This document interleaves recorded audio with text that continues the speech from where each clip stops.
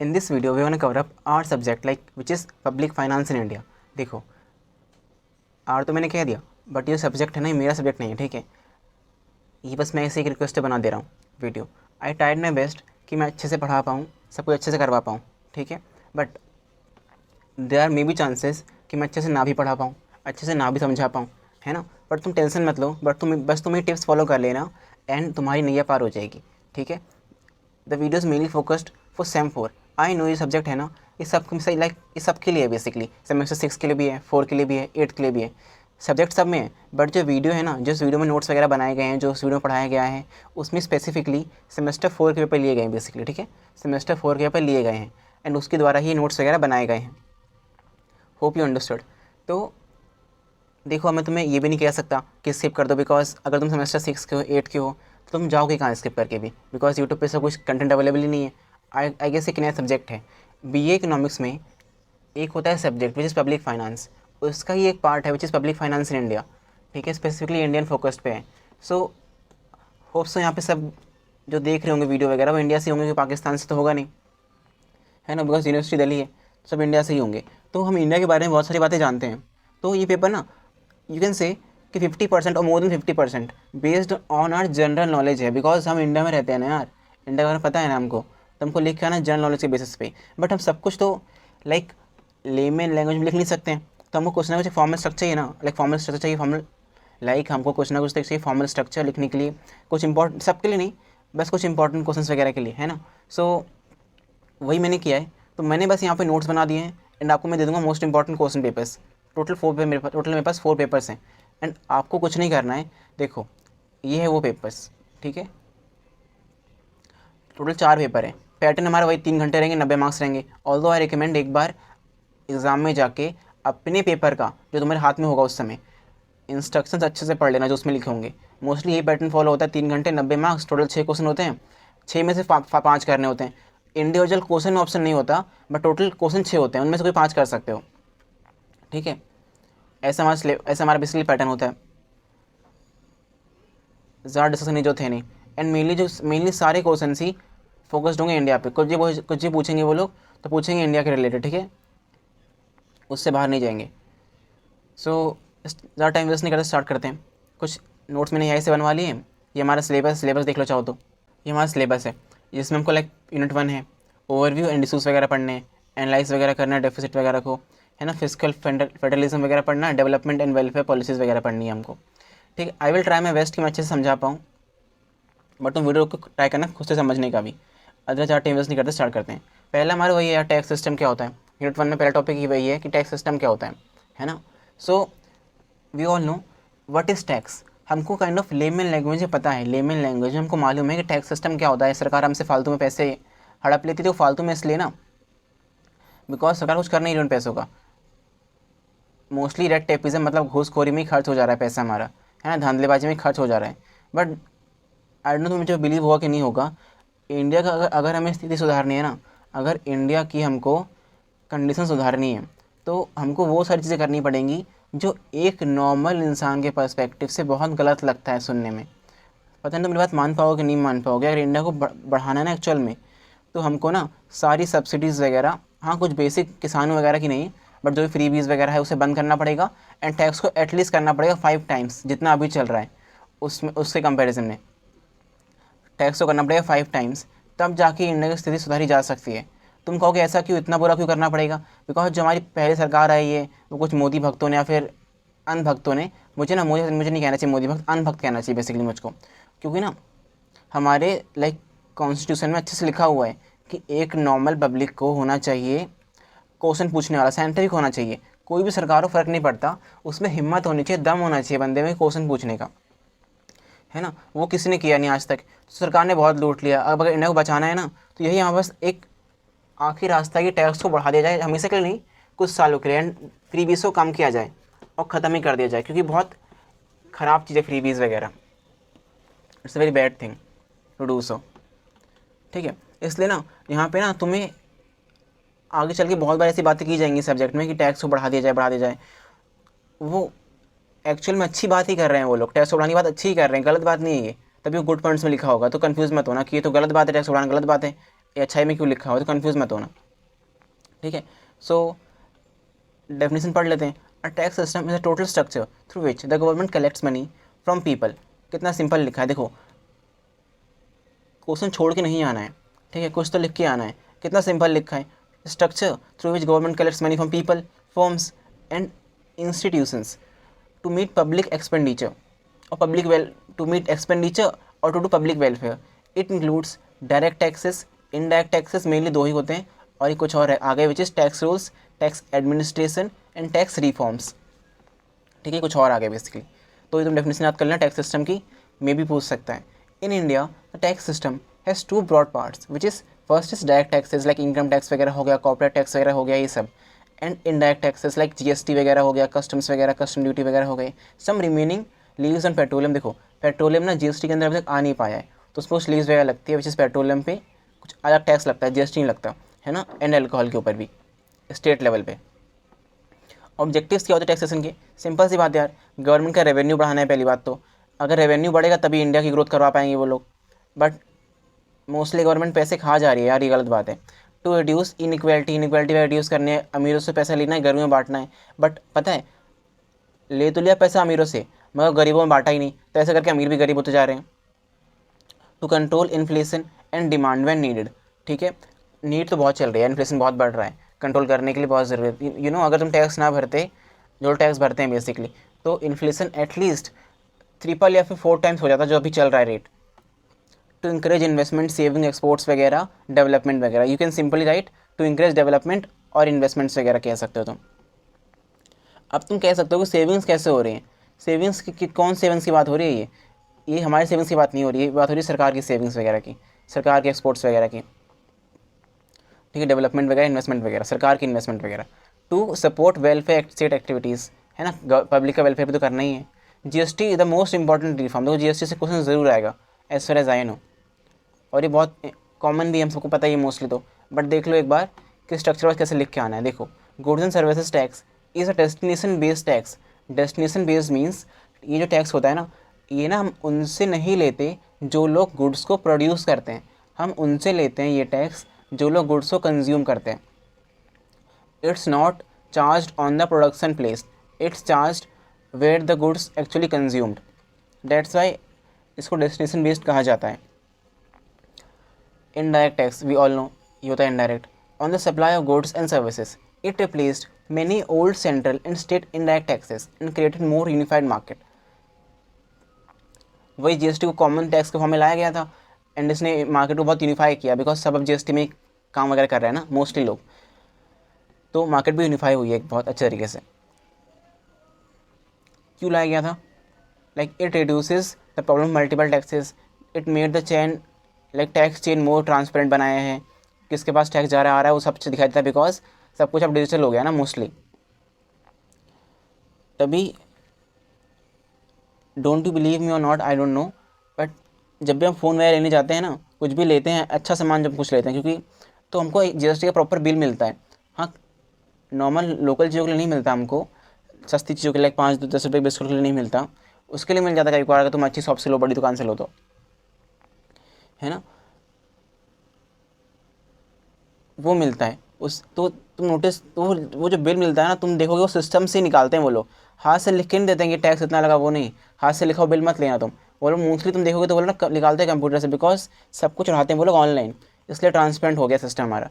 It improved tax like input tax credit flow, पहले बहुत धांधलेबाजी हो रही थी, वो धांधलेबाजी कम हो गया, टैक्स आना बढ़ गया, एकदम अच्छी बात है वो तो, टैक्स बढ़ गया, जो इन्फ्लो वो बढ़ गया टैक्स का, जो कि अच्छी बात है गवर्नमेंट के लिए। It helped in creating one national market, हाँ यूनिफाई किया, बिकॉज सब लोग अब जीएसटी में ट्रेड कर रहे हैं ना।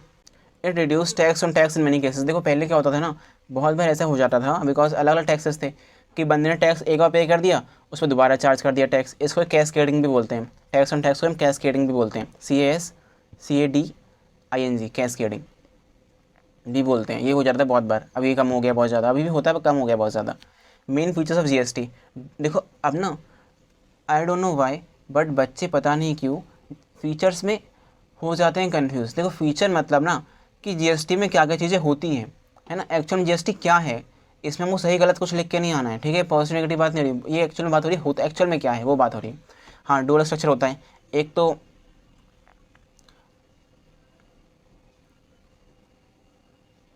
देखो, एक हमारा है ये एक है, ठीक है, दो नहीं, सेंट्रल एंड स्टेट। एक तो ये फॉर्म होती है इसकी जिसमें दो बार डिवाइड होता है ये, और एक होता है हमारा इंटीग्रेटेड फॉर्म जिसमें एक ही इंटीग्रेटेड टैक्स होता है which is IGST for inter state supply, ठीक है। तो दो फॉर्म होती है, तो एक तो डिवाइड होने वाली और एक खाली इंटीग्रेटेड वाली, डुअल स्ट्रक्चर होता है बेसिकली इसका, ठीक है। Input tax credit mechanism, avoid cascading. ऐसा करने से कैस्केडिंग अवॉइड हो जाती है बेसिकली, क्योंकि इसमें होता है इनपुट टैक्स क्रेडिट मैकेनिज्म। अरे सिंपल है, like government, like sir business वगैरह क्लेम कर सकता है जिन्होंने टैक्स पे करा हो, तो जिन्होंने टैक्स पे करा होता है उनको वापस मिल जाता है, इससे कैस्केडिंग नहीं होती है। Destination based, I already inform what it is, instead of origin based. Common registration and return system through GST network, एक प्रॉपर कॉमन सिस्टम हो गया है। Rates are divided into slabs with exemptions for some essential items. वही slabs होते हैं 5%, 25%, 15%, सब slabs वगैरह लगते हैं, ये तो पता ही हम सबको। Let me take some water break, लग गई यार प्यास तो। हाँ, तो खाते पीते पड़ेंगे बस हम, ठीक है, वरना गला ख़राब हो जाएगा, पानी पीते पीते पड़ेंगे हम। ज़्यादा पढ़ लिया था। Positive impact on GST, better tax compliance due to digital records, जैसे बता ही दिया कि वो डिजिटल हो गया है। लेस कैस्केडिंग वगैरह हो गई है ना, डबल टैक्स नहीं पे करना पड़ रहा है basically. Improved formalisation of the economy, formal हो गया, पहले बहुत इनफॉर्मल था बिकॉज लफड़ेबाजी बहुत थी पहले, अब थोड़ा कम हो गया तो फॉर्मल हो गया है। Easy movement of goods across states, because अब टैक्स चार्ज करना ईजी हो गया ना। देखो, अगर पहले तुम 10 टैक्स पे करने पड़ रहे हैं, फिर तुम्हारा गुड्स वहाँ से वहाँ जा रहा है, तो डिफिकल्ट की तो चीज़ है वैसे ही। अब तुम्हें खाली 2-3 सिस्टम में हो जा रहा है तुम्हारा काम, सिंपल लगाओ IGST, हो गया काम। Better transparency in the tax system, वही सब कुछ डिजिटल हो गया तो ट्रांसपेरेंसी बढ़ गई है। नाउ हमारा which is problem and limitations of GST। Multiple tax slabs है, कॉम्प्लेक्सिटी बढ़ जाती है। Some good and services exempted, देखो तुम कह सकते हो कि एग्जाम्प्टेड है तो अच्छी बात है ना, तो होना ही चाहिए, सपोर्ट तो करना ही चाहिए, but as I previously said it's a problem which reduces revenue productivity. Frequent changes in rates create confusion, rates वगैरह चेंज होते रहते हैं नॉर्मली, सरकार पता नहीं बार बार चेंज तो क्या है, बढ़ाती रहती है सरकार, चेंज के नाम पे बढ़ाती रहती है, सब काम नहीं कर सकती है, तो ये भी कन्फ्यूजन को बढ़ावा दे देते हैं। Small businesses face compliance burden, देखो स्मॉल बिजनेसेस तो लाइक कुछ भी हो जाए उनको तो मुसीबत हो ही जाती है, बेचारे स्मॉल बिजनेसेस सब मिलकर उनको मारते रहते हैं, तो उनको पहले भी दिक्कत थी, अभी भी दिक्कत है। तुम कहोगे कि यार पहले तो, अब तो दिक्कत कम हो जानी चाहिए, अब अलग तरह की दिक्कत बन गई उनके लिए, बिकॉज स्मॉल बिजनेसेस यार लाइक, छोड़ ज़्यादा हो जाएगा बोल दूंगा तो मैं, बेचारे पर उनको सब तंग करते रहते हैं मिल के, तो वो दिक्कत में रहते हैं हमेशा ही, पता नहीं क्यों। Petroleum products are still outside GST, जो बताया तुमको, so system is not fully unified, पूरी तरह भी यूनिफाई नहीं कर पाया है। Revenue sharing and compensation issues create tension between central states, मैंने कहा था ना कि टैक्स को बांटना होता है सेंट्रल स्टेट में, है ना, whenever we are talking about CGST SGST, ठीक है, उसमें भी इशूज़ हो जाते हैं क्रिएट वगैरह। एंड नाउ ये एक अच्छा क्वेश्चन आ सकता है कि वो कौन से रिफॉर्म्स जो नीडेड है जो हमें करने हैं अभी GST के अंदर, ये अच्छा क्वेश्चन, इंपॉर्टेंट क्वेश्चन है जो आ सकता है, अराउंड 9 या 10 मार्क्स का आएगा ये। तो यहाँ पर तो खाली हेड पॉइंट्स लिखे हैं, तुम्हें इनको करना है एक्सप्लेन खुद से ही।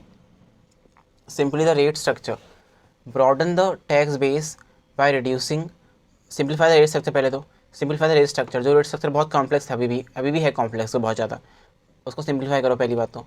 Broaden the tax base by reducing unnecessary exemptions, वही तुम कह सकते हो कि अच्छी बात है एग्जाम्पशन वगैरह, तो क्यों कम करने पड़ेंगे भाई, लाइक करने पड़ेंगे ताकि रेवेन्यू बढ़ सके। Bring more items into GST इन अ फेस्ड वे, अभी कुछ आइटम्स वगैरह GST से बाहर हैं, उनको भी GST में इंक्लूड करना पड़ेगा, जैसे कि पेट्रोलियम वगैरह। Strengthen dispute resolution and compliance support, है ना, ताकि डिस्प्यूट वगैरह कम हो सेंट्रल स्टेट के बीच में। Improve return filing and tax payer services, अभी भी रिटर्न फाइलिंग वगैरह ना बहुत डिफिकल्ट है, अभी अगर हमको टैक्स का रिटर्न लेना हो तो उसके लिए बहुत ज़्यादा कॉम्प्लेक्स प्रोसेस वगैरह फॉलो करने पड़ते हैं, बहुत से अलग तरह के घोचू फॉर्म भरने पड़ते हैं, ये सब चीज़ें करनी पड़ती हैं, तो उनको भी सही करने की ज़रूरत है।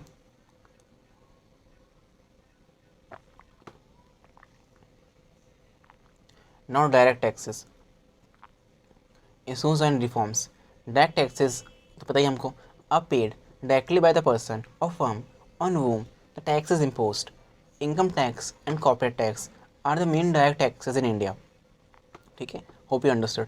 Tax base is still narrow compared with the population and economy. देखो, आई डोंट नो कितने परसेंट है, बट अभी तुम जाओ और सर्च करो गूगल पे, how much percentage of Indian people, like पता नहीं मैं क्या सही इंग्लिश बोल रहा हूँ गलत बोल रहा हूँ पता नहीं, एक्चुअली पेज इनकम टैक्स.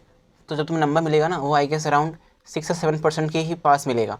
तो तुम देखोगे कि यार इंडियन पॉपुलेशन इतनी बड़ी है, करोड़ों लोग रहते हैं, फिर भी इतने कम लोग टैक्स पे कर रहे हैं.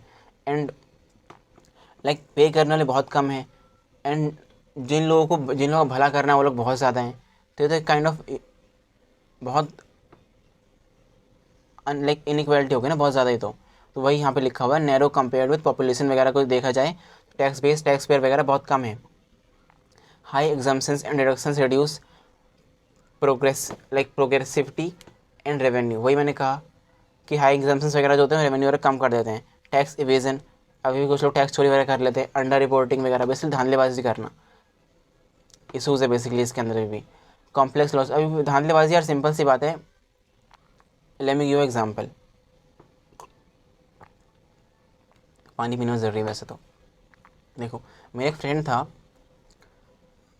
मैं पुरानी बताऊंगा, उसका बहुत अमीर है, माला माल इंसान है वो. ठीक है, फ्रेंड तो नहीं है यार मेरा, ऐसे क्लासमेट ही कह लो. ठीक है, दे सेड कि हाँ हम बहुत पैसे कमाते हैं. बहुत पैसे कमाते हो, टैक्स भरते हो? टैक्स तो भरते ही होगे ज़रूर. वरना हम टैक्स नहीं भरते हैं. मतलब क्यों टैक्स क्यों नहीं भरते हो? बोले टैक्स हमारा सीए मैनेज कर लेता है. सीए मैंने फिर ना, उससे पहले मुझे लगता था कि सीए का काम होता है लाइक कि चेक करो, गलती वलती पता करो, साइन वगैरह करो, है ना, गलती वगैरह ढूंढ के निकालो, ये सीए काम होता होगा. हाँ, आईटीआर फाइल वगैरह करना सीए काम होता होगा, मुझे लगता था ऐसा. तब मुझे मालूम पड़ा कि सीए का एक मेन काम होता है टैक्स बचाना. ये भी सीए का मेन काम है. उस सीए की डिमांड बहुत ज़्यादा हाई है जो टैक्स बचा सकता है ना, कंपैरिजन टू वो सीए जो बेचारा सच बोल रहा है, सबको सच के रास्ते पे निकला पड़ा है ना, कि हम पूरा टैक्स पे करेंगे. उससे कोई डिमांड नहीं मार्केट में. समझ रहे हो? तो इस तरह इससे ही लोग बहुत सारे टैक्स में घपलेबाजी कर लेते हैं. कोई लाखों रुपए कमा रहा है स्टिल टैक्स नहीं पे कर रहा. ओके, बेचारा हल्के से 12 लाख से पार हो गया तो उससे पूरा टैक्स वसूल लेते हैं वो लोग. It's not a good thing, right? तो now complex laws and frequent changes create compliance difficulties. Changes वगैरह होते ही रहते हैं. कुछ भी चेंज होते ही रह रहा है. अभी 12 लाख का हो गया, पहले 7 लाख का था. कुछ भी सरकार सही नहीं कर पा रही है. चेंजेस वगैरह करते जा रही है. Litigation and disputes take time and cost. Dispute वगैरह हो जाए तो बहुत दिक्कत हो जाती है. Informal sector dominance make assessment difficult. अभी भी बहुत जगह ना लाइक ऐसा कोई कॉन्सेप्ट ही नहीं है. जैसे गांव में जाओ तुम फ़ोन खरीदो, गांव में बहुत जगह पे ना तुमने फ़ोन खरीदा, तुमको लाइक पर्ची फाड़ेंगे, हाथ से लिख के दे देंगे, हाँ ये नाम है इनका, ये इन्होंने इतना फ़ोन खरीदा, बस ले जाओ. यही उनका बिल होता है. गाँव में बहुत जगह पे ऐसा होता है. That you can call informal sector. Like a city like Delhi, वहाँ पर अगर तुम फ़ोन वगैरह खरीदोगे, हाँ छोटे मोटे सामान नहीं, अगर तुम कोई बड़ा सामान खरीदो, फ़ोन वगैरह खरीदो, तो तुमको प्रॉपर एक बिल मिल जाता है, as a previously discussed. But अभी तुम अगर जाओ ना गांव वगैरह में, तो वहाँ पे अभी भी नॉर्मली काम चल रहा है यार, पर्ची फाड़ा, लिख के दे दिया, ले भाई जा, भरोसे पे दुनिया कायम है. उसी पे हम भी हैं, like this. Reforms in direct taxes, पहले क्या पढ़ा फिर हमने? अच्छा, पहले तुमने रिफॉर्म पढ़ा था जीएसटी में ना. हाँ, now in direct taxes broaden the tax base by reducing avoidable exemptions. Kind of similar ही है. जैसा जीएसटी में था वैसे ही ऑलमोस्ट सिमिलर इसके अंदर भी है कि एग्जाम्पशन को कम करो, use better data, digital matching, informal like information reporting, makes rate simplify predictable, improve tax payer service, quick dispute settlement etcetera. कि जो लोग टैक्स पे करें उनकी कुछ तो मदद करो तुम भी. Encourage voluntary compliance rather than only relying on penalties.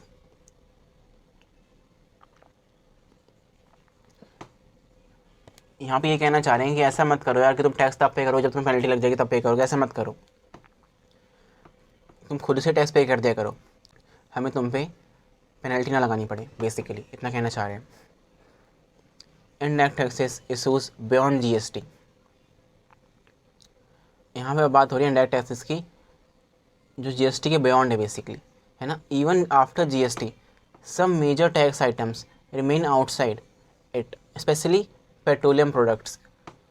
This creates distortions because taxes on fuel affect transportation costs, production cost, and consumer prices. Taxes on petroleum products can raise inflation indirectly. Different rates across sectors create distortions, etc. If important products stay outside GST, the ideal of a common market remains incomplete. देखो petrol में important product है कि नहीं, तुम खुद सोचो, सोच लो पहले 2 मिनट, तो मुझे तक पानी पी लेने दो।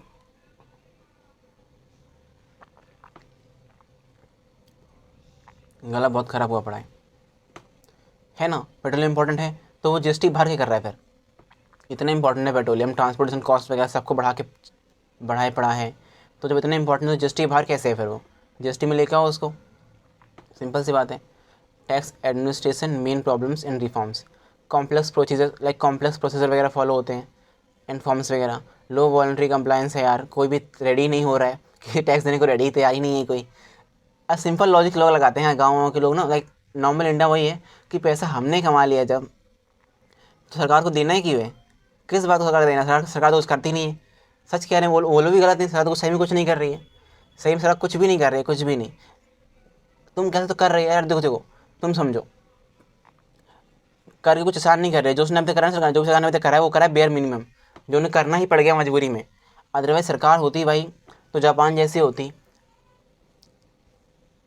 डेवलप्ड नेशन जैसी होती, तो मानते भी हम। इतनी घोचू सरकार है पूछो मत, है ना। तो वो लोग भी अपने जैसे टैक्स क्यों पे करें, इसलिए कंप्लायंस वगैरह बहुत कम है। Wide spread cash transaction in a parts of the economy, ये बेसिकली देखो, अगर कैश में यहाँ से देखो, अभी तो अगर तुम जाओगे ना बाइक वगैरह लेने, कुछ भी तुम लेने जाओ तो आई गेस 2 लाख की लिमिट होती है कि 2 लाख से ऊपर कैश वगैरह एक्सेप्ट नहीं होते। क्या लगता है क्यों होती है वो? अगर सब कुछ कैश में हो गया भाई, तो जीएसटी का तो भाई बीच में से क्लच कर लिया उन्होंने, जीएसटी क्लच कर गया, फिर वो तो पक्की बात है ना। अगर कुछ कैश नहीं कर दिया तो जीएसटी को क्लच कर लिया उन्होंने, कि जीएसटी को बाईपास कर दिया, इसलिए कि ज़्यादा कैश में ट्रांजेक्शन वगैरह होगी तो ट्रैक वगैरह नहीं हो पाएगा, इसलिए यूपीआई को भी एक अच्छा वो माना जाता है टैक्स के लिए भी, बस सबको सरकार की नज़र में आ गया है ना।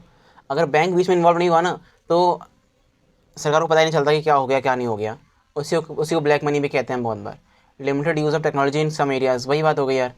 डिजिटलाइज तब होगा ना जब डिजिटल होगा कुछ भी वहाँ पे, जब कंप्यूटर ही नहीं है तो क्या डिजिटल करोगे तुम, जब लोगों पास फ़ोन ही नहीं है, कंप्यूटर ही नहीं है, तो डिजिटल भी क्या होगा, कुछ नहीं।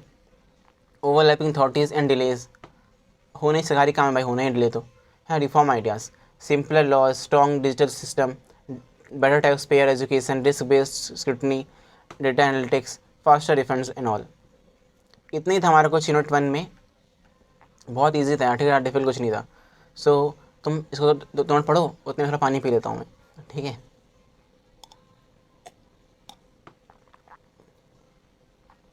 दोनों पॉइंट इंपॉर्टेंट है, बजट भी इंपॉर्टेंट है, डेफिसिट भी इंपॉर्टेंट है ना। डेफिसिट ज़्यादा इंपॉर्टेंट है, physical deficit, revenue deficit, budget deficit, I सही बोला है मैंने, ठीक है। बट हम पढ़ेंगे दोनों ही। पहला, meaning and importance of union budget, क्यों लाते हैं बजट। जो ये बजट निर्मला सीतारमन हर बार आ रही है 1 फरवरी को लेके, इस बार संडे को लेके आ गई थी, पहली बार हमारे संडे को बजट अनाउंस हुआ है। क्यों आ रही है निर्मला सीतारमन ये लेके, क्या लगता है तुमको, ऐसा क्यों हो रहा है? वैसे हाँ, सोचने वाली बात है, क्यों हो रहा है ये सब काम, क्यों बार बजट बनाना है, कि क्यों नहीं कॉपी पेस्ट कर सकते हम बार बार, क्या जरूरत पड़ गई बार बजट बनाने की, है ना। What is the need for like improvement of budget and re announcement of budget. एक ही बनाओ 10 साल के लिए, चलता रहेगा, फालतू में खर्चा होता रहता है। क्या लगता है तुमको, क्या इंपॉर्टेंस है बजट की? मैं बात कर रही है, the union budget is the annual financial statement of central government, ये तुमको पता ही है। It shows expected receipts and planned expenditure for the coming year. देखो सरकार बहुत झूठ बोलती है यार, एक्सपेक्टेड यहाँ पे ना एक कीवर्ड है, तुम ये लिख के ना हो तो बहुत गलती हो जाएगी तुमसे। देखो सरकार ना हमसे सिर्फ कहती ही है कि हम 1 साल में इतना खर्चा करने वाले हैं, but you don't believe me, like you will not believe me, कि सरकार ने कहा था कि like they will around expend 800 crore something on pollution. I guess ये 2024 की बात हो रही है, हाँ 2024 में, and they spend only 16 crore, just 16 crore एक साल में उतने ही खर्च किया उन्होंने पोल्यूशन के ऊपर। बाकी सब कहाँ गया पता नहीं, समझ रहे हो। तो they try their best, like पता नहीं करते भी नहीं करते, बट लाइक ना वो कमा पा रहे हैं ना वो खर्च कर रहे हैं, कुछ भी नहीं हो पा रहा उनसे, बस बना के ले आते हैं बजट वगैरह। तो लिख के आना ज़रूर तुम कि expected mostly India is facing in lots of things. India इसको अचीव नहीं कर पाता, कह तो देता है बेसिकली इंडिया कि हम कर देंगे पर कर नहीं पा रहे सरकार अभी तक, ऐसा बहुत मुश्किल ही हो पा रहा है, समझ रहे हो। तो वो बस कह देते हैं कि इतना हो जाएगा, बट इन 90 और मोर % ऑफ द केसेस ऐसा कुछ हो ही नहीं पाता, जितना वो कहते उतना कर ही नहीं पाते वो लोग बेसिकली, बस कह देते हैं, होता उनसे है नहीं। चाहो तो लिख के, चाहो लिख के मत आना, मैं होता अगर तो मैं हल्का सा लिख कर जरूर आता कि यार ये सब कहने की बातें हैं, तब यहाँ पे एक्सपेक्टेड लिखा होता है, वो तो उनसे पा नहीं रहा। It is not only an accounting document, it is also instrument of economic policies वगैरह बनाने में भी काम आता है कि अच्छा मेरे पास इतने पैसा मुझे इसमें डेडिकेट करना है, तो इसके अकॉर्डिंग मैं पॉलिसीज़ वगैरह बनाऊँ सारी अपनी। It shows how the government will raise money, कैसे पैसा कमाएंगे वो लोग। It shows where the government will expend money, कहाँ वो लोग खर्च करेंगे। It influence growth, inflation, job and welfare. इससे ना आई डोंट नो तुम्हें पता है कि नहीं पता, बट ना बजट आने से पहले ना कुछ स्पेकुलेशन एक्टिविटी वगैरह चालू हो जाती है शेयर मार्केट के अंदर भी, कि बजट आएगा तो अगर सरकार ने बजट अनाउंस कर दिया कि कंस्ट्रक्शन वगैरह ज़्यादा करेंगे, तो जो कंस्ट्रक्शन कंपनीज वगैरह होंगी उनका शेयर प्राइस बढ़ जाएगा बेसिकली, एंड जो लोग कंस्ट्रक्शन वगैरह में काम करते होंगे उनके लिए जॉब वगैरह बढ़ जाएगी, तो जॉब वगैरह को बढ़ावा मिलता है, इन्फ्लेशन वगैरह कम ज़्यादा हो सकते हैं, वेलफेयर वगैरह होता है, ग्रोथ वगैरह होता है, ठीक है, इन्फ्लुएंस करता है इन सब चीज़ों को। It signals the governments priority, government actual में किसको प्रायोरिटी मानती है, ठीक है।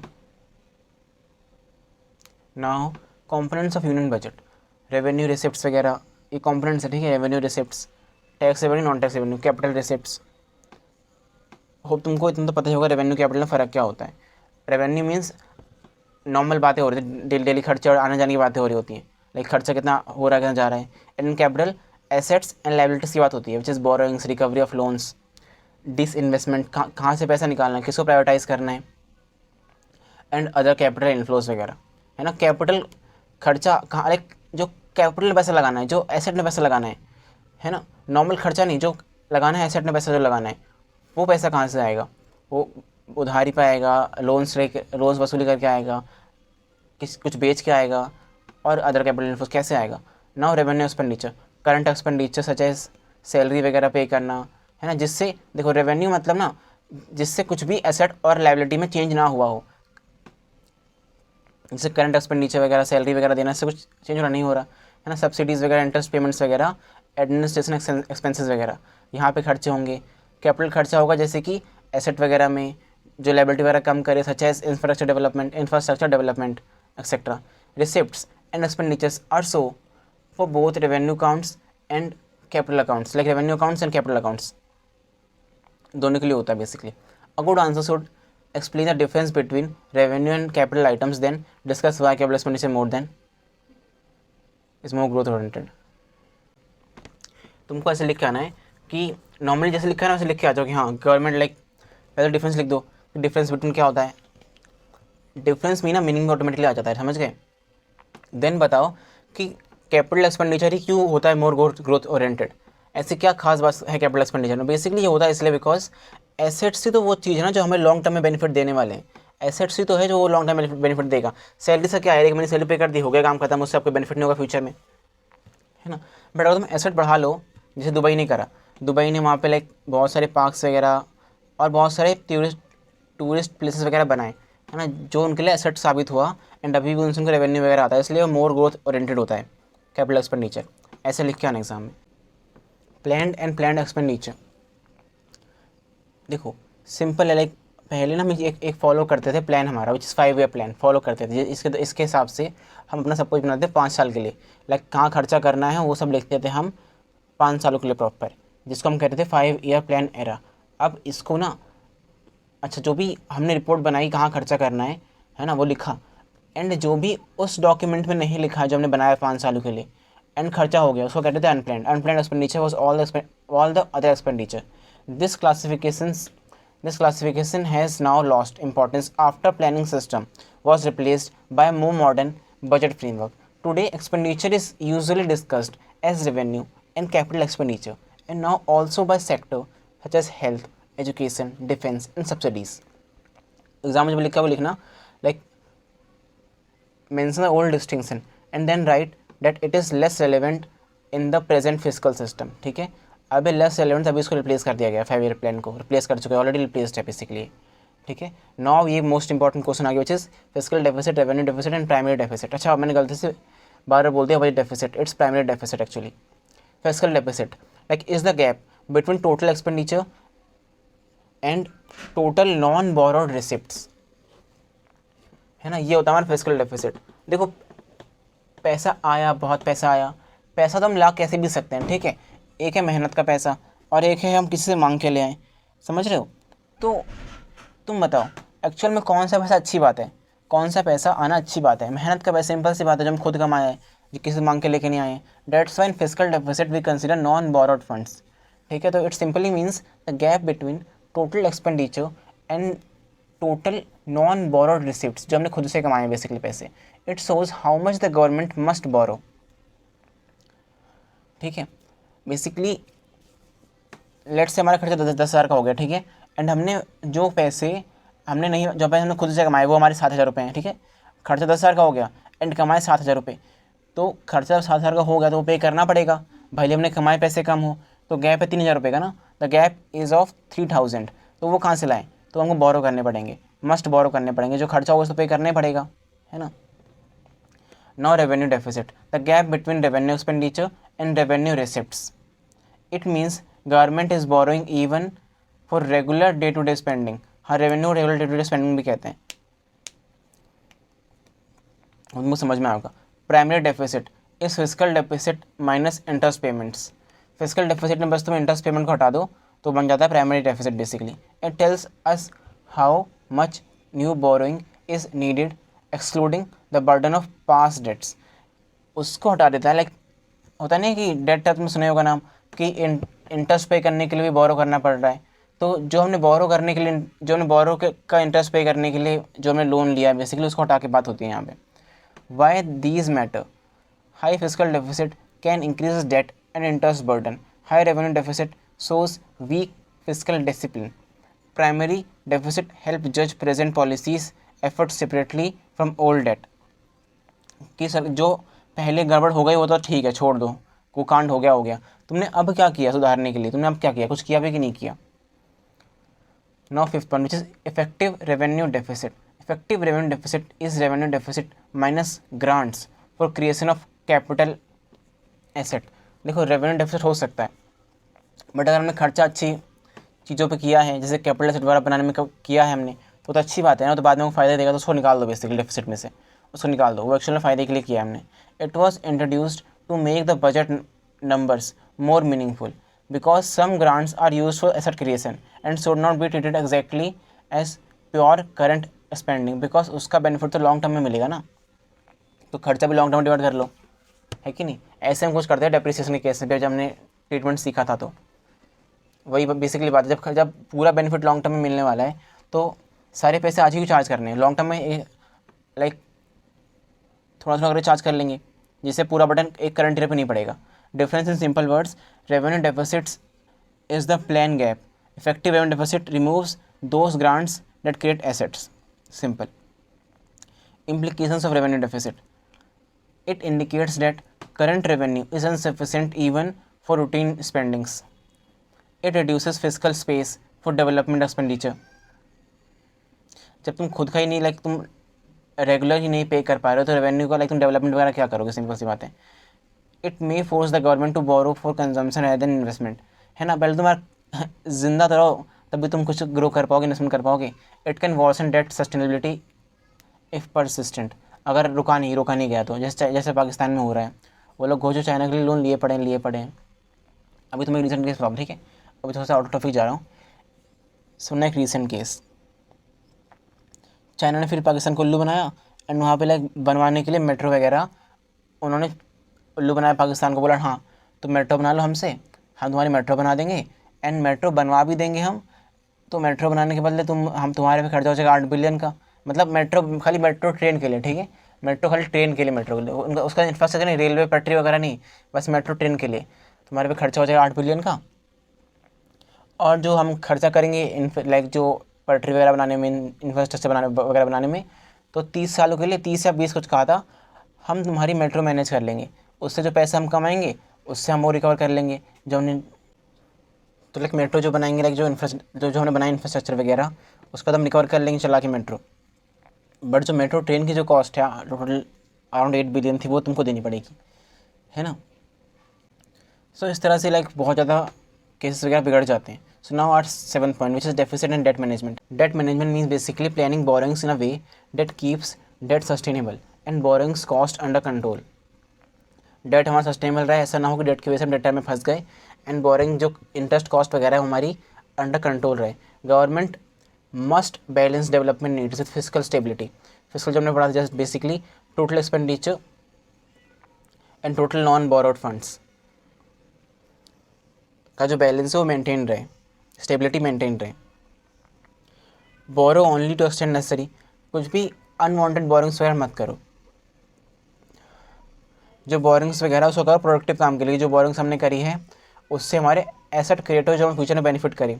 Length and maturity of debt where suitable, कि लॉन्ग टर्म डेट्स लो, शॉर्ट टर्म डेट्स मत लो, जिससे हमारा करंट बोझ बहुत कम पड़े। Reduce interest burden over time by better fiscal discipline, discipline maintain रखो, कुछ भी धांधलेबाजी मत करो। Maintain confidence for of lenders and market, confidence बना कर रखो, कॉन्फिडेंस टूट जाएगा ना तो लोन तुम्हें को देगा नहीं, जैसा भी हो रहा है पाकिस्तान के साथ।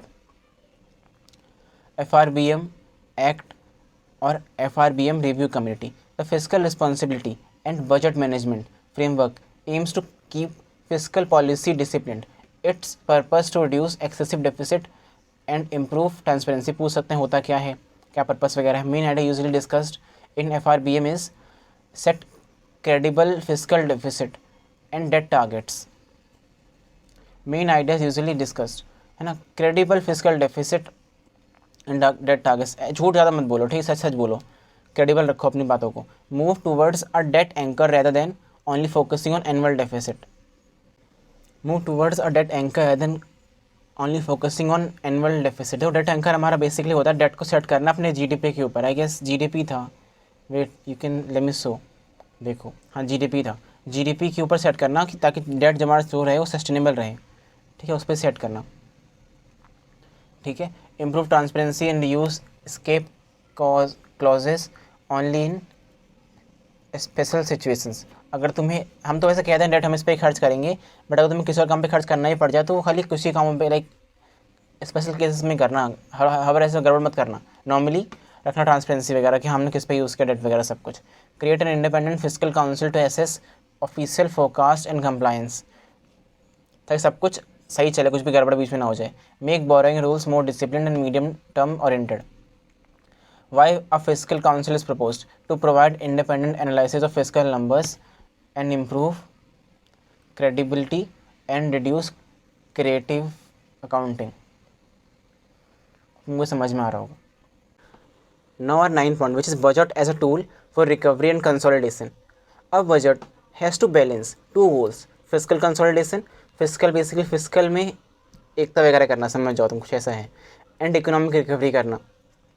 ड्यूरिंग स्लो ग्रोथ और crisis the government may spend more to support demand, but in the long run debt and deficit must be controlled, ठीक है। और अगर तुम समझ नहीं आ रही है, ऑल्दो मैं चाहूँ तुम इसे अच्छे समझा सकता हूँ, ठीक है, इस पॉइंट को, बट आई वांट कि तुम इसे खुद सर्च करो, खुद समझो, ठीक है। जब सर्च करो गूगल के ऊपर इसको, expansionary spending helps revive demand and employment. अगर तुम ज़्यादा खर्चा करोगे तो लाइक गवर्नमेंट अगर ज़्यादा खर्चा करेगी तो ऑटोमेटिकली एम्प्लॉयमेंट वगैरह सब बढ़ जाएगी, डिमांड वगैरह बढ़ जाएगी, सिंपल सी बात है। कंसोलिडेशन इंप्रूव्स क्रेडिबिलिटी, चलो मैं तो समझा ही देता हूँ, वरना तुम बाद में बोलोगे। So physical consolidation simply means is the process by which government reduce budget deficit and manage public debt to ensure long term fiscal stability, ठीक है, इसका ये मतलब होता है, समझ गए ना। The right balance depends on growth, inflation and debt conditions etc. Now the third unit which is fiscal federalism in India. Meaning of fiscal federalism. Fiscal federalism is a division of taxing and spending powers between different levels. देखो simply means division of taxing and spending power, taxing power and spending power of different levels, क्योंकि किसकी कौन कितना tax पे कर सकता है, कौन कितना स्पेंड कर सकता है, लेवल्स ऑफ गवर्नमेंट. ठीक है. Union state local bodies. It ask who should tax, who should spend and how resources should be shared. A strong federal finance system must balance unity and autonomy. It should allow the center to support national goals while giving state and local bodies enough resources to serve people effectively. ठीक है. तो तुमको समझ में आ रहा हो कि बेसिकली डिवाइड करना अच्छे से सेंटर एंड स्टेट के बीच में और लोकल बॉडीज जो है उनके बीच में डिवाइड वगैरह करना रिसोर्सेज वगैरह को, है ना, कि गवर्नमेंट सेंटर के पास भी सबको अच्छे से रहे एंड स्टेट के पास भी सबको अच्छे से रहे. ठीक है. Why inter governmental transfers are needed. State have different revenue capacities, states have different expenditure needs, some functions are better handle by centre, by implementation happens in state. Transfer help reduce inequality between regions, they support national integration and balance development. यहाँ पे simple इतना कहा गया like क्यों करना है transfer. देखो कुछ स्टेट्स हमारे होते हैं जो बेचारे कम पैसे कमा पाते हैं, कुछ ज़्यादा पैसे कमा पाते हैं, तो इनइक्वालिटी वहाँ पे है ही. तो तभी सबसे पैसे लेके आपस में देना बांटना ज़रूरी, सेंटर का होना ज़रूरी है ताकि वो इनइक्वालिटी को रिड्यूस कर पाए. जो इनइक्वालिटी रीजन के बीच में हो रही है कमाने को लेके और खर्च करने को लेके, वो रिड्यूस हो पाए, है ना. कोई बेचारा कम कमा पा रहा है, उसको नीड बहुत ज़्यादा, दूसरे को छोड़ ना दोगे तुम, तो बैलेंस तो करना ही पड़ेगा. सिंपल सी बात है. This support national integration, integrate करता है कि हाँ एकता भाव बना के रखता है. Balance development. Vertical and horizontal imbalances. Vertical imbalance means center has more taxing power while states have larger expenditure responsibilities.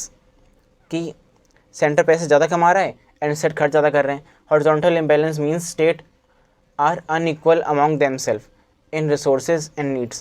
Horizontal means state आपस में ही गड़बड़ है. एक तो गड़बड़ है सेंटर और स्टेट के बीच में, और एक स्टेट में ही गड़बड़ है आपस में. Because these imbalances transfers are necessary. Because of these imbalances transfer R necessary. क्योंकि इम्बैलेंसेस है तभी हमको यहाँ से वहाँ ट्रांसफर वगैरह करना पड़ता है ताकि जो इम्बैलेंसेस है वो कम हो पाए. Poor states would struggle to provide basic service. Without them poor states would suffer to provide basic services. Now fourth which is types of inter governmental transfers. Tax devolution, sharing of central tax with states, grants in aids, direct grants for general और specific purposes, tied और conditional grants, money link to certain schemes और outcomes वगैरह देना states को. Untied grants basically untied होते हैं ये ना, ऐसा कुछ फिक्स ग्रांट नहीं होते, ये नीड टू बेस्ड होता है. जिसको जहाँ नीड होगी उसको उतना ग्रांट मिलेगा, है ना. अनटाइड ग्रांट होते हैं जो फ्लेक्सिबल होते हैं दोनों के लिए, स्टेट के लिए भी लोकल बॉडीज़ के लिए भी. पता करो कितनी नीड है उसके हिसाब से तुमको ग्रांट मिल जाएगा. Finance commission transfer and centrally sponsored scheme transfers, वो ये पैसे देना फाइनेंस कमीशन के द्वारा. ठीक है. Finance commission cooperative federalism. The finance commission is a constitutional body that recommends how central tax should be shared. एक कमीशन बनाया गया जो रिकमेंड करता है कि सेंट्रल टैक्स को कैसे बांटना चाहिए, be shared. And what grants should be given to states and local bodies.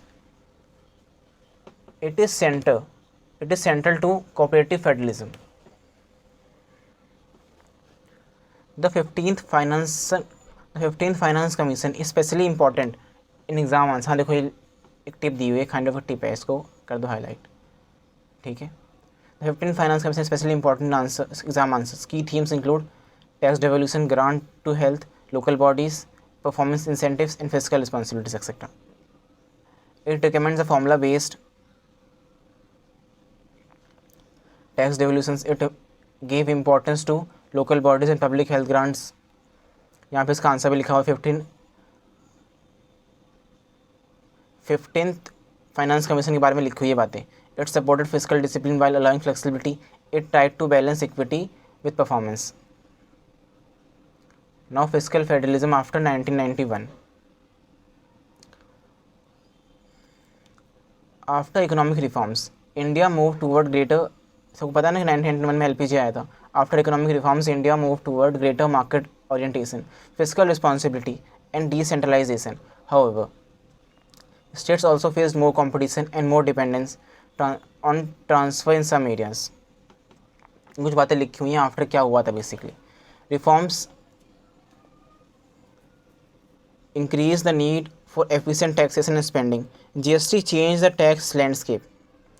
and strengthened share taxation. States sought more autonomy, but national coordination also became more important. सब हुआ था बेसिकली, क्या हुआ था फिजिकल फेडरलिज्म में, वो बता रहा है कि जस्टिस चेंज हो गया था, लैंडस्केप स्ट्रेंथन हो गया था, शेयर टैक्सेशन स्ट्रेंथन हो गया था, है ना. Regional disparity remained a major concern, तब भी रीजनल डिस्पैरिटी एक मेजर कंसर्न थी. Sound finance paradigm. Sound finance paradigm basically, paradigm मतलब होता है अजम्पशंस वगैरह, गवर्नमेंट के अजम्पशंस वगैरह, फ्यूचर प्लानिंग वगैरह काइंड ऑफ तुम कह सकते हो. A sound finance paradigm says that governments should keep budget balance and avoid wasteful deficit. In modern public finance, the idea is modified. Some borrowing is acceptable if it's used for productive investments, but chronic deficits are harmful. ठीक है, boring कर लो अगर तुम अच्छे कामों के लिए कर रहे हो तो, बट ज़्यादा डेफिसिट भी मत होने देना, वरना दिक्कत हो जाएगी बहुत ज़्यादा. इन India the debate is not about zero deficit only, it's about sustainable deficit. Deficit हो बट सस्टेनेबल हो, ये नहीं, हमें ये नहीं करना है डेफिसिट पूरा हो ही ना, ये नहीं करना, हमको इतने बेवकूफ़ नहीं करनी है. हमको चाहिए हो बट सस्टेनेबल हो कि हम मैनेज कर पाएँ easily. Efficient spending and growth enhancing public investment. ठीक है. Local finance in India. Local finance includes revenue, expenditure of municipalities, panchayat etcetera. Local bodies are important because, ये आ सकता है क्वेश्चन इंपॉर्टेंट है ना, they deliver services closest to residents. Like panchayat वगैरह को फाइनेंस करना ज़रूरी है, क्योंकि वो लोग चिपके हुए रहते हैं, like they are the ones who are the closest to citizens. Their own revenue sources are often weak. They depend heavily on transfers. Good local finance improves sanitation, water supply, roads, and local welfare. Strong local body make decentralization real. हमने पढ़ रखा है यार business studies वगैरह में भी, what is decentralization. So I don't think so मुझे ज़रूरत है बताने की इसको. Now development and welfare policies important question है, बट इससे पहले पानी पी लेता हूँ मैं. तब तुम देखो इसमें क्या लिखा हुआ है. Now let's start. Which is development and welfare policies. Public distribution system which is PDS. The public distribution system is a food security system through which the government supplies essential commodities, mainly rice, wheat, sugar, kerosene in some periods to people at subsidized price. To people at subsidized price.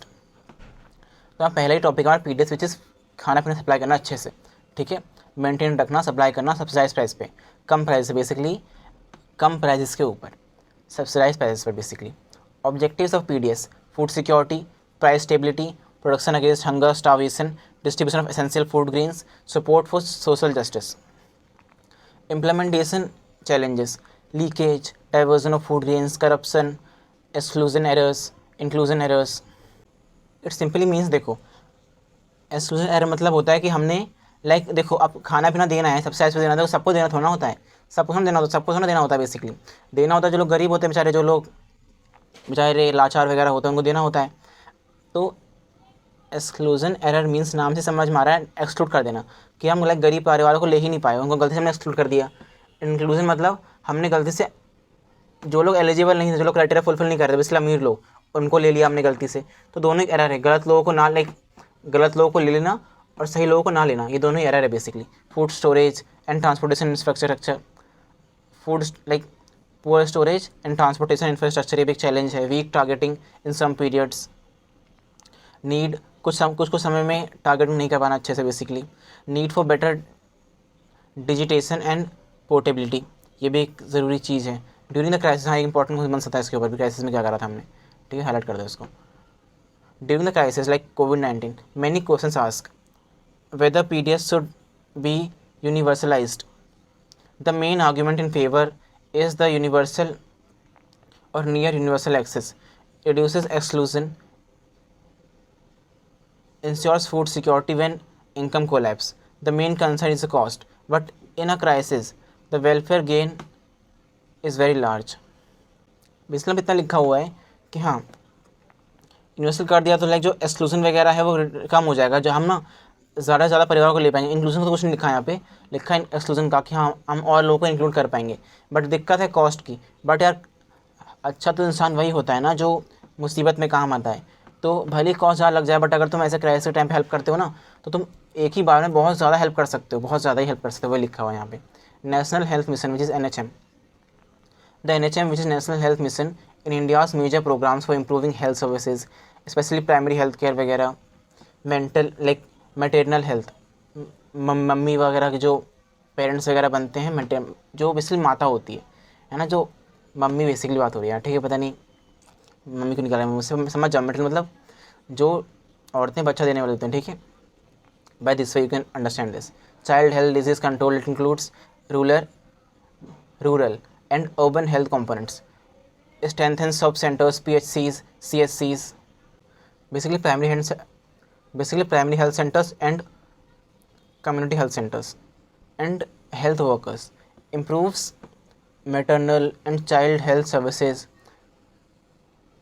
supports immunization and disease control, encourages institutional deliveries, promotes access to un-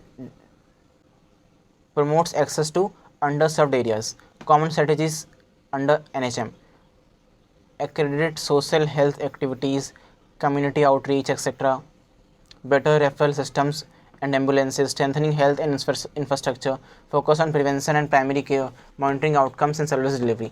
outcome भी monitor करना ज़रूरी है ना। Universal health insurance scheme, UHIS. Universal health insurance scheme means a scheme that aims to protect households from high medical expenditure by giving insurance cover for health cost. It reduces out-of-pocket spending. It protects families from health-related debt. It improves access to treatment. It supports financial inclusion in healthcare, etc.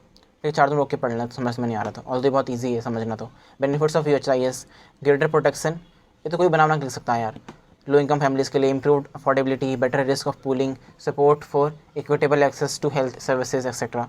Limitations usually discussed in exams, low awareness है ना, awareness बहुत कम है, ये आ सकता है, ठीक है, एग्जाम टिप है बेसिकली ये। Administrative difficulties, unequal access to quality facilities, possibility of exclusion in design if design is weak, low awareness, administration, possibility of exclusion if design is weak, वही exclusion जो लोग जिनको ज़रूरत है वही बेसिकली जिनको ज़रूरत है उनको मिल ना पाए, अनइक्वल वगैरह, लो अवेयरनेस है ना, एडमिनिस्ट्रेटिव डिफिकल्टीज वगैरह होना, ये सब। अब ज़्यादा बचा नहीं, थोड़ा सी बचा है, 2 ही पॉइंट बचे हुए। Education and school system. Public finance also studies how the government supports education. Since 1990, school education is expanded in enrollment. बहुत सारे लोगों ने enrollment किया है, but quality and learning outcomes remain a major challenge. Quality, as we all know यार, quality बहुत कम है, rote learning focus करते हैं। Enrollment improves significant over time. Infrastructure improve हुआ है बहुत जगह पे, but not everywhere. Learning outcomes have not improved as fast as enrollment. Learn बच्चे कुछ नहीं कर पा रहे, पर आ सब जा रहे हैं डिग्री के लिए। Private schooling expanded strongly, है ना, public schools still carry a burden of universal access. सबको एक्सेस है ना, बेसिकली सब आ जाते हैं, अमीरों के बच्चे आ जाते हैं, गरीबों के बच्चे भी आ जाते हैं, ये दिक्कत की बात है ना। How to answer private versus public schools comparison. Private schools often shows better short-term test scores in some areas. Public schools provide broader access and equity. The problem is not only ownership but also teacher accountability, funding, management and local conditions. देखो मेरे teacher जो थे ना mostly तो like पढ़ाने की बात छोड़ दें अगर, तो ऐसे फुल सपोर्टिव होते हैं टीचर, अगर तुम अच्छे बच्चे हो तो बस पढ़ाई को छोड़ के सब में सपोर्ट कर देते हैं। वो पढ़ाई में वो खुद भूल चुके होते हैं बेचारे, क्योंकि जो उनसे पढ़ना नहीं चाहते तो उन्हें पढ़ाना भूल जाते हैं, वो तो क्या पढ़ाएंगे, सिंपल सी बात है। बट अगर तुम अच्छे बच्चे तो ऐसे पूरा सपोर्ट कर देंगे, तुम्हें कोई बुक ला के दे देंगे, है ना। जैसे मेरे में तो ये था कि बेटा तुम खुद पढ़ लो, कुछ भी चाहिए होगा तुम हमसे मांग लेना, बट मैं भी मांगता नहीं था, बट मैं मांगता हूँ मुझे दे रहे थे, मुझे दिया भी बहुत ज़्यादा, टीचर ने दिया भी है मुझको। कोई सी बुक में मैं कुछ भी मांगता मुझे दे रहे थे वो लोग, क्योंकि उनको मालूम था मैं अच्छा बच्चा हूँ। मैं जो बुक मांगता था, जो बुक मैं मांग लेता, मैंने मांगा नहीं था, बट मुझे पता है अगर मांग लेता मुझे दे रहे थे वो लोग पक्का। इतना मुझे पता था तब भी कि मैं कुछ ही मांग लूँगा, सर पैसे नहीं है मेरे को दे दो बुक ला के, सर दे रहे थे मुझको। बट मैंने भी कहीं मांगा ही नहीं, मैंने यूट्यूब से ही पढ़ लिया। सपोर्ट ऐसे कर देते हैं, पढ़ाई लिखाई में सपोर्ट थोड़ा कम हो पाता है, बट हम नहीं पढ़ा पाएंगे, तुम्हारी पूरी हेल्प कर देंगे पढ़ने में, तुम्हें जो चाहिए, जो भी तुम्हें चाहिए सब देंगे तुमको, ऐसा हो जाता था अगर तुम अच्छे बच्चे हो तो। प्राइवेट स्कूल में, पब्लिक स्कूल में basically a strong public system is necessary for social justice, ठीक है। Development of and welfare policy link. Public finance is not only about collecting money, it is about using money for human development. Good tax collection, strong budget and fair transfers help fund health, education, nutrition and social protection, etc. ठीक है। ये कुछ short notes वगैरह very important जो तुम्हें याद करने खुद से, ठीक है, तो करने ही करने हैं। कुछ इंपॉर्टेंट क्वेश्चंस वगैरह है। अब देखो मैंने पूरा सिलेबस डिस्कस कर लिया, तो ठीक है, ये तो ऑटोमेटिकली डिस्कस हो गया ना सबके सब। अब एक पेपर देख लेते हैं बस फटाफट से अपना, एंड डन करते हैं काम को यार। ठीक है, मुझसे पूछना वीडियो क्यों बनाई, बस मैंने बना दी वीडियो। अरे यार पेपर कहाँ गायब हो गया, पेपर भी ना। Wait let me open up one. कौन सा मारे, कौन सा तो कहाँ है, 7-8 वाला नहीं, 2-9 नहीं, लकी नंबर किस में है, लकी नंबर है ही नहीं किसी में। अक्कड़ बक्कड़ बम्बे 80-90 पूरे 100 में लगा धागा। चलिए ओपन कर लेते हैं। सो पेपर देख लेते हैं बेसिकली, समझ के सुना, पेपर देख लेते हैं। विच इज़ फर्स्ट क्वेश्चन हमारा क्या है, examine how the structure of GST rates exemptions impacted revenue productivity. बता देना ठीक है, एग्जाम्पशन ज़्यादा हो गया तो प्रोडक्टिविटी कम है हमारी फिलहाल अभी। And how reforms and tax policies inclusiveness excellent development in India discuss with reference to tax based broadening and improvement in tax administration. तो कर लिया तुम इसके वजह से डिस्कस, वही ना यार कि अगर पॉलिसीज प्रमोट करो जिससे जो लोग टैक्स नहीं पे कर रहे हैं, बचा ले रहे हैं, धांधलेबाजी कर ले रहे हैं, वो जो धांधलेबाजी कर ले रहे हैं वो इसके अंदर आ जाए, है ना। और जो चीज़ अभी एग्जाम्प्टेड है उसको हटाओ वहाँ से, ताकि वो इसके अंदर आ जाए, जिससे रेवेन्यू बढ़ जाए, डेवलपमेंट बढ़ जाएगा ऑटोमेटिकली। एंड इसके अकॉर्डिंग डिस्कस कर लेना तुम, है ना, तो डिफिकल्ट नहीं आई गेस। नहीं तो तुम पूछना गूगल से, वो तुमको और अच्छे से आंसर बता पाएगा। अकॉर्डिंग 9 मार्क्स बेसिकली में 3 पेज या 2.5 पेज भर के आना ही आना है कम से कम।